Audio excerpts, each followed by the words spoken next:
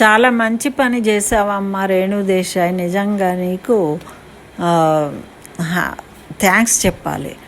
ఎందుకు అంటే ఇనిషియేటివిటీ తీసుకొని ముందుకొచ్చి నీ అభిప్రాయాన్ని చీఫ్ మినిస్టర్ రేవంత్ రెడ్డి గారికి పంపించావు కదా, చెప్పావు కాబట్టి. ఎందుకంటే కరెక్టే నువ్వు చెప్పింది. నీకు 44 years, ఆ పిల్లల కోసం అన్న ఆక్సిజన్ ఉండాలి, చెట్లు కొట్టేయద్దు అని చెప్పాం.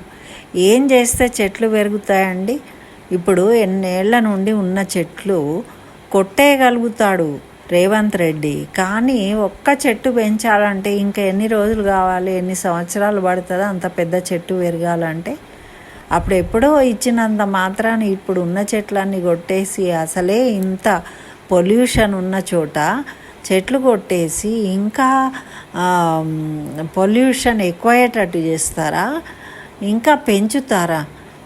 గత 2 ఏళ్ల నుంచి అయితే మనం చూస్తున్నాము, అసలు హరితం లేదు, చెట్లు నాటడం లేదు, ఏ కార్యక్రమాలు కూడా జరగడమే లేదు.